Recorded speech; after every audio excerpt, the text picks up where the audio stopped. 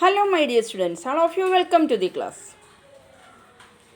നമുക്കിന്ന് സൊസൈറ്റിയുമായി ബന്ധപ്പെട്ട് ഇന്ന് ചർച്ച ചെയ്യേണ്ട വിഷയം some tools of enquiry to unravel meaning എന്നുള്ളതാണ് ഇന്നത്തെ ടോപ്പിക്. നാം കഴിഞ്ഞ ക്ലാസ്സിൽ ഡിസ്കസ് ചെയ്തത് സൊസൈറ്റിയെ സംബന്ധിച്ചുള്ള ഏതാനും വിവരങ്ങളാണ്. അതായത് സ്റ്റഡിയിങ് സൊസൈറ്റി എന്നുള്ള ആ ഒരു ഇൻട്രൊഡക്ടറി പാർട്ടിൽ നമ്മൾ പറഞ്ഞത് society is one of the most frequently used terms in common parlance and its fundamental meaning is known to all of us. However it must be acknowledged that the term has a long history of meaning. Thus, society is simple and complex, like Indian, American, Chinese, etc., agricultural, industrial, so on and so forth. As a subject or as a discipline, the study of society acquired definitive meaning and shape in the 19th century. Prior to that, we had philosophies debating the nature of the society, or the travelers writing about the societies they visited. It is the famous French sociologist Emile Durkheim who is given the credit of treating society as a reality in its own right. That is to say, it is not only an innocent covering term for things we do not know about or understand properly. Okay, so we can now discussing about some tools of enquiry to unravel meaning എന്നുള്ളതാണ് ഇന്നത്തെ topic. So the way we usually perceive the society is drastically different from what it really is. അതായത് നാം സൊസൈറ്റിയെ പറ്റി അറിയാൻ ശ്രമിക്കുന്ന ആ ഒരു രീതി ഉണ്ടല്ലോ, the way we usually perceive the society, അത് തികച്ചും വ്യത്യസ്തമാണ് യഥാർത്ഥത്തിൽ ഉള്ളത് എന്താണോ എന്നത്. അപ്പോൾ നാം എന്താണോ മനസ്സിൽ കരുതുന്നത് അതിൽ നിന്നെല്ലാം തികച്ചും വ്യത്യസ്തമാണ് യഥാർത്ഥത്തിലുള്ളത്. Society is not what it look likes. അതാണ് വ്യത്യാസം. കാണുന്നത് പോലെയൊന്നും അല്ല ഈ സമൂഹം. It looks like a mere aggregation of individuals അല്ലേ. നാം കാണുമ്പോൾ കുറേ ആളുകൾ കൂട്ടം കൂടി ആളുകളുടേതായ ഒരു ബൾക്ക് മൂവ്മെൻ്റ് ഒക്കെ ഇവിടെ ഉണ്ട്. But actually it is more than all individuals puttu together. ഇതിനെ എല്ലാവരെയും കൂടി കൂട്ടിച്ചേർക്കുമ്പോൾ ഉള്ളതിനേക്കാളൊക്കെ കൂടുതലാണ് യഥാർത്ഥത്തിലെ സൊസൈറ്റി എന്ന് പറയുമ്പോൾ. This is because once the individuals come together they add so many values to the process of social living. ഇതെന്താ ഇങ്ങനെ സംഭവിക്കുക? അതായത് ഒരിക്കൽ ഈ ആളുകളുടേതായ രീതിയിൽ അവരെ ഒന്നിച്ചു കൂട്ടുമ്പോൾ, അവരൊന്നിച്ച് ഒരു കുടക്കീഴിൽ എത്തിക്കഴിയുമ്പോൾ they add to so many values to the process of social living. സാമൂഹിക ജീവിതത്തിൻ്റെ ഭാഗമായി അവർ കുറേയധികം മൂല്യങ്ങൾ കൂട്ടിച്ചേർക്കുന്നുണ്ട്. Prominent ones are freedom, equality, mutual respect, toleration of others, progress, balancing of moral and material interest et cetera. ഇതെല്ലാമാണ് സോഷ്യൽ വാല്യൂസ് എന്ന രീതിയിൽ സോഷ്യൽ ലിവിങ്ങിനെ സമൂഹത്തിലെ മനുഷ്യർ കണക്കാക്കി പോരുന്ന ആ സോഷ്യൽ വാല്യൂസ് ആണ്. ആ വാല്യൂസ് എന്ന് പറയുമ്പോൾ പ്രധാനപ്പെട്ട ഇഷ്യൂസ് ഇതെല്ലാമാണ്.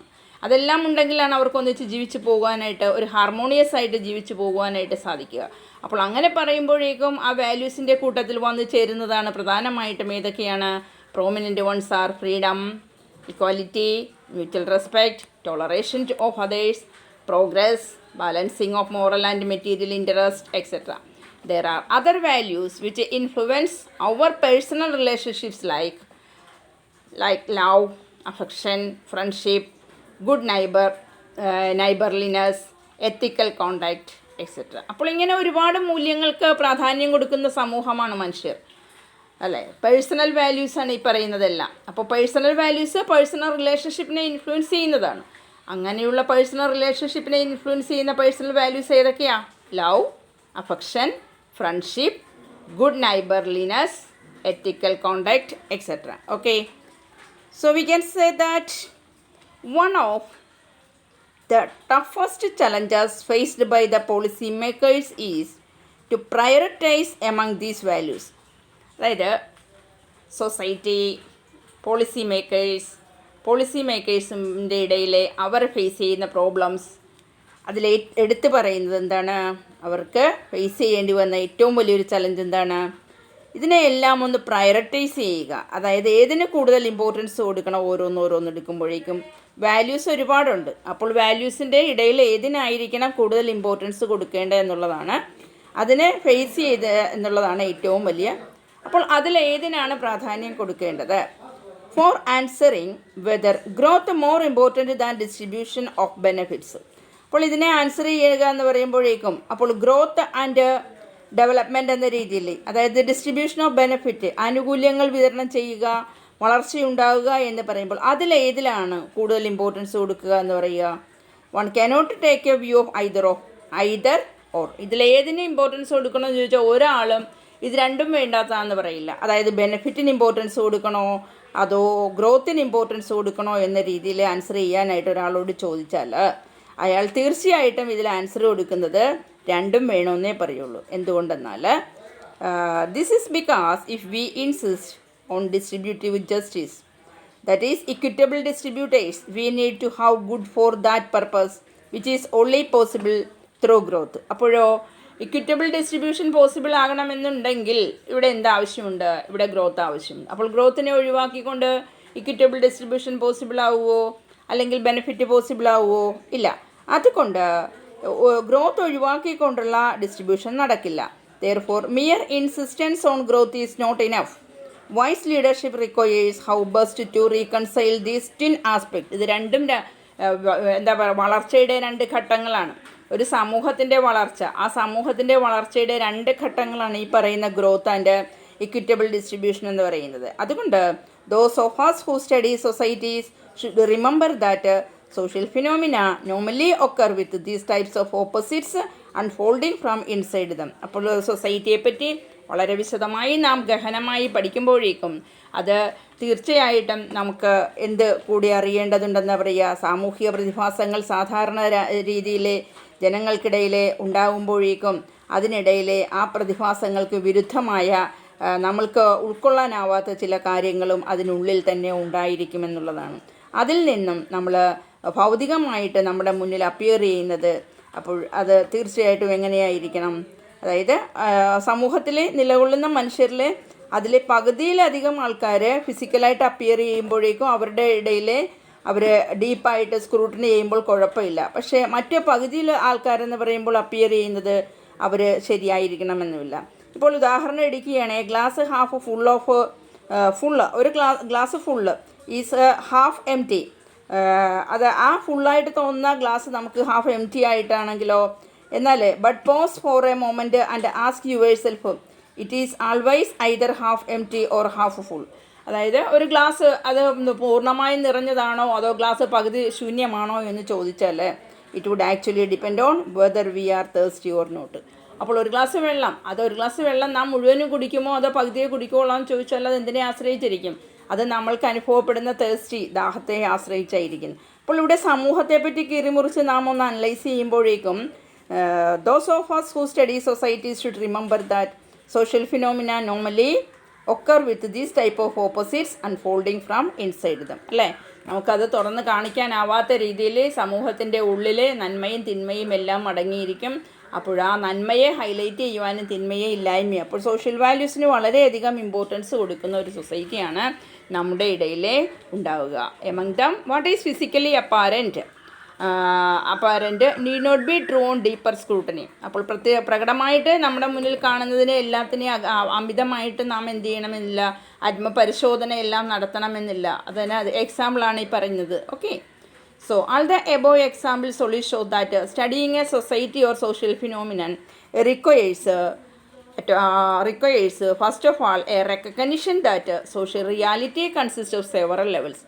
അപ്പോൾ ഇങ്ങനെ ഒരു സ്ക്രൂട്ടണി, ഒരു ആത്മപരിശോധന സമൂഹത്തെപ്പറ്റി നടത്തുമ്പോൾ ഇതൊരു സാമൂഹ്യ പ്രതിഭാസം എന്ന രീതിയിൽ അവിടെ നിലനിൽക്കൊള്ളുന്ന ജനങ്ങളെയാണ് പരിശോധന നടത്തുന്നത്. അപ്പോൾ അവിടെ നിലനിൽക്കുന്ന ജനങ്ങളെ പറ്റിയ ഒരു തിരിച്ചറിവ് എങ്ങനെയാണ് ഉണ്ടാവുന്നത്? The recognition that social reality consists of several levels. Social reality എന്ന് പറയുമ്പോൾ അതിനകത്ത് പല തലങ്ങളുണ്ടായിരിക്കും, അതാണ് തിരിച്ചറിയേണ്ടത്. Secondly, the top visible level need not be representative of the reality as a whole.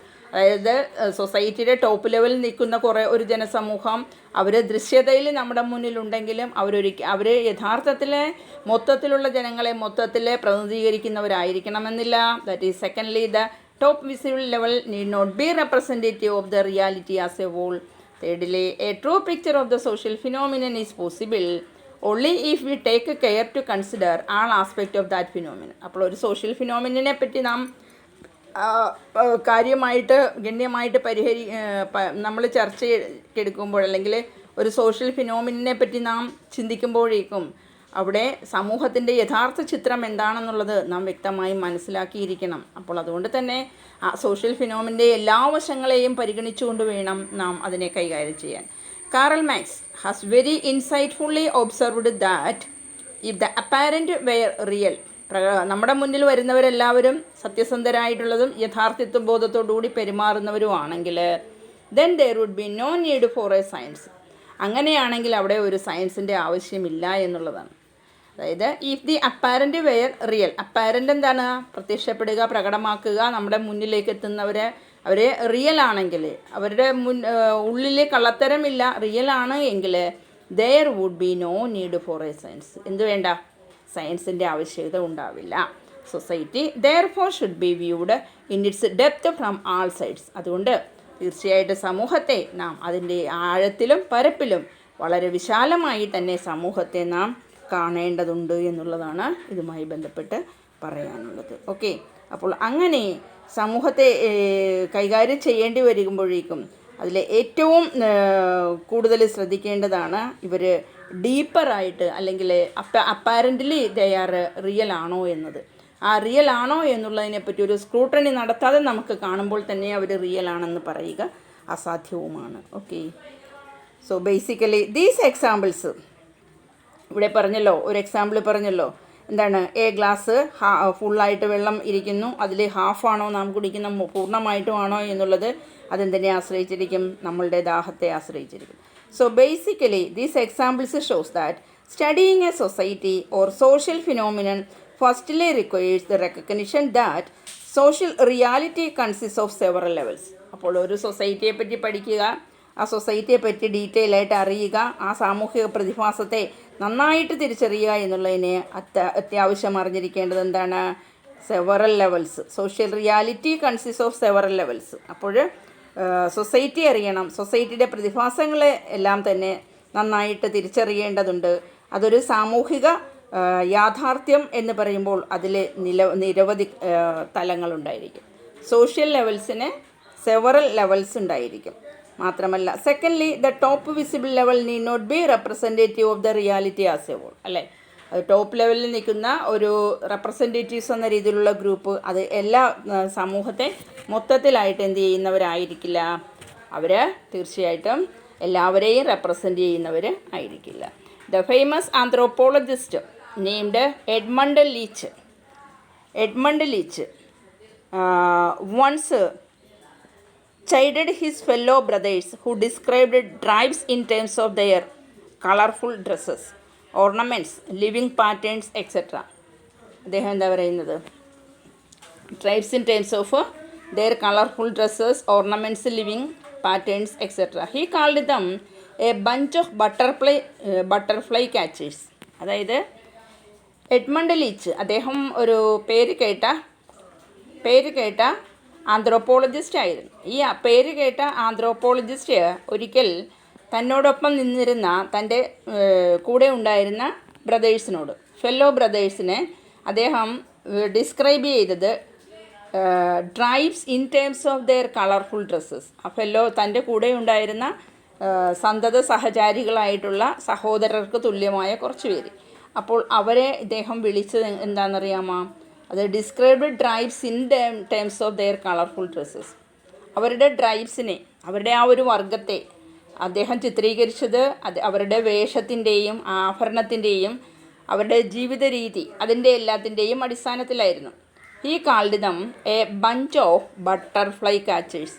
അപ്പോൾ അവർ ഇട്ടിരുന്ന വേഷവിധാനങ്ങൾ, ആഭരണങ്ങൾ, അവരുടെ ജീവിതശൈലികളുടെയൊക്കെ അടിസ്ഥാനത്തിൽ ഈ ഒരു ഫെല്ലോ ബ്രദേഴ്സിനെ അദ്ദേഹം വിളിച്ചത് എന്താണെന്നറിയാമോ? ഒരു പറ്റം ചിത്രശലഭം പിടിക്കുന്നവരെന്നുള്ളതാണ്. അതായത് ഒരു പറ്റം ചിത്രശലഭത്തെ പിടിക്കുന്നവർ എന്ന പേരിൽ അദ്ദേഹം അവരെ വിളിച്ചു. He called them a bunch of butterfly catchers. എന്താ അങ്ങനെ വിളിക്കാൻ കാരണം? ഒരുപക്ഷെ നിങ്ങൾ ചോദിക്കും, എന്തേ അങ്ങനെ വിളിച്ചത്?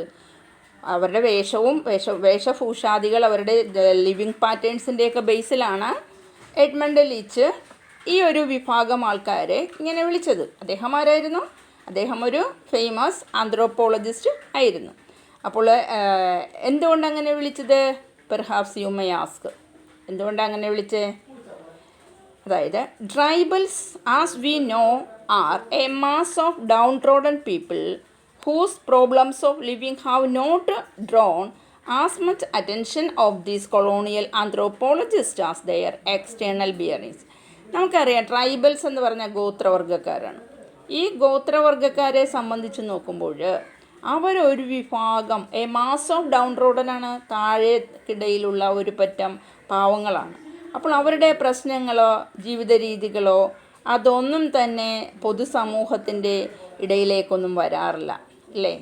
The problems of living have not drawn as much attention of those colonial anthropologists in their external bearings. അപ്പോൾ അവരുടെ ഭൗതിക രീതിയിൽ ഭൗതിക ജീവിത സാഹചര്യങ്ങൾ അതൊന്നും മുന്നോട്ട് ഉയർത്തിക്കൊണ്ടുവരാൻ ആ സമയത്ത് ഒരു കൊളോണിയൽ ആന്ത്രോപോളജിസ്റ്റും അത്ര കണ്ട അറ്റൻഷൻ ഒരു പക്ഷേ കൊടുത്തിട്ടുണ്ടായിരുന്നില്ല. പക്ഷേ അവർക്കിടയിലാണ് എഡ്മണ്ട് ലീച്ച് എന്ന ഫേമസ് ആന്ത്രോപോളജിസ്റ്റ് ഇവരുടെ ആ ഒരു സഹോദരരായിട്ട് കണക്കാക്കി അവർക്ക് ആ ഒരു വിഭാഗത്തിനൊരു പേരും തൊങ്ങലും ഒക്കെ വെച്ചുകൊണ്ട് അദ്ദേഹം വിളിച്ചത് ഈ പേരാണ് a bunch of butterfly catchers.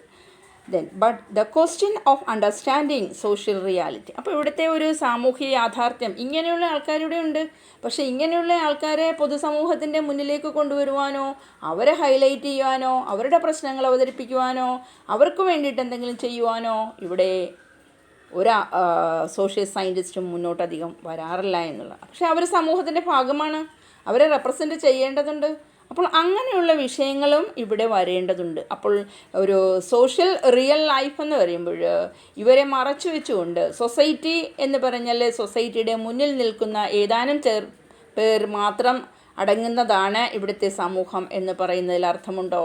അതൊന്നുമല്ല. നാം കാണുന്നതൊന്നുമല്ല സമൂഹം എന്ന് പറയുന്നത് ഈ കാരണങ്ങൾ കൊണ്ട് തന്നെയാണ് എന്ന് ചിന്തിക്കണം. Okay, but the question of understanding social reality, സാമൂഹ്യ യാഥാർത്ഥ്യം എന്ന് പറയുന്നത് എങ്ങനെയുള്ളതാണ്? It is very perplexing one. അത് വളരെ കുഴപ്പമുണ്ടാക്കുന്നതും സങ്കീർണത നിറഞ്ഞതുമായതാണ് നമ്മുടെ സാമൂഹിക യാഥാർത്ഥ്യം എന്ന് പറയുന്നത്. ഈ സങ്കീർണത എന്ന് പറഞ്ഞാൽ ഇതുപോലുള്ള ഗോത്രവർഗത്തിൽ പെടുന്നത് പോലുള്ള ഒട്ടനേകം ജനങ്ങൾ ഈ സമൂഹത്തിൽ ജീവിക്കുന്നുണ്ട്.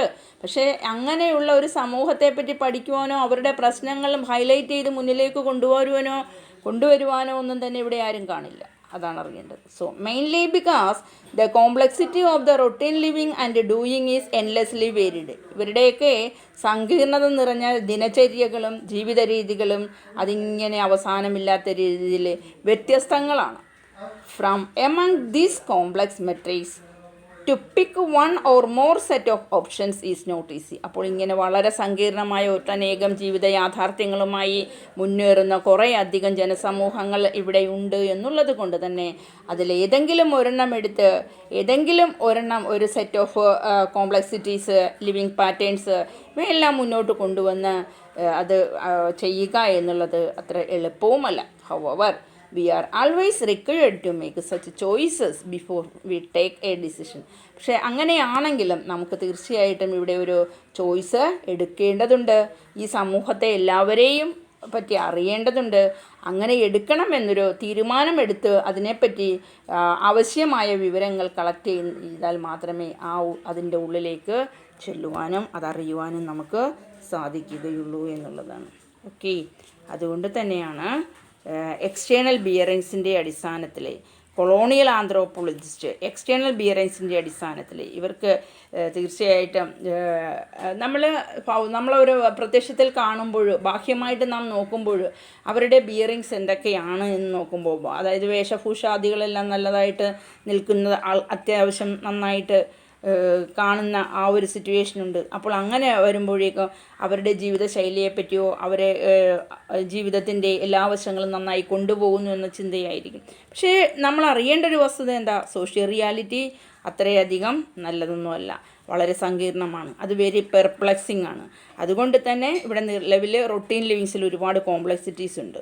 അത് ആ റൊട്ടീൻ ലിവിങ്സിലുള്ള കോംപ്ലക്സിറ്റീസും ഇവിടെ നിലനിർത്തി പോരുന്ന ജനങ്ങളുടേതായ എൻലെസ് ആൻഡ് വേരിയഡ് കൾച്ചേഴ്സ്, ഇവയെല്ലാത്തിനെയും എല്ലാം ഹൈലൈറ്റ് ചെയ്ത് അറിഞ്ഞാൽ മാത്രമേ ഈ ജനസമൂഹം പൂർണ്ണമാകൂ എന്ന് പറയാൻ പറ്റുള്ളൂ. അതുകൊണ്ട് തന്നെ എന്താ നാം ആദ്യം പറഞ്ഞു വെച്ച സെൻറ്റൻസിലേക്ക് നമുക്ക് തിരിച്ചു പോകേണ്ടി വരും. Society is not what it look like. Okay, so the small session is over.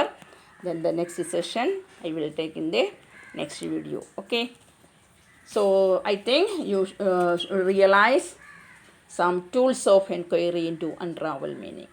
Okay, thank you. അപ്പോൾ ഇതിൻ്റെ ബാക്കി അടുത്ത സെഷനിൽ എടുക്കാം. Sociology student, BA sociology student തീർച്ചയായിട്ടും സെക്കൻഡ് സെമ്മിലുള്ള വിദ്യാർത്ഥികൾക്ക് വേണ്ടിയുള്ള ക്ലാസ്സാണ്. കൂടുതൽ ഇൻഫോർമേഷൻസ് ലഭ്യമാകാനായിട്ട് സബ്സ്ക്രൈബ് ചെയ്യുക, തുടർച്ചയായിട്ട് ക്ലാസ് കേൾക്കുക, വീഡിയോ ലൈക്ക് ചെയ്യുക, ഫ്രണ്ട്സിന് ഷെയർ ചെയ്യുക, അതേപോലെ തന്നെ കമൻറ്റ് ചെയ്യാൻ കൂടി ശ്രദ്ധിക്കുക. Thank you.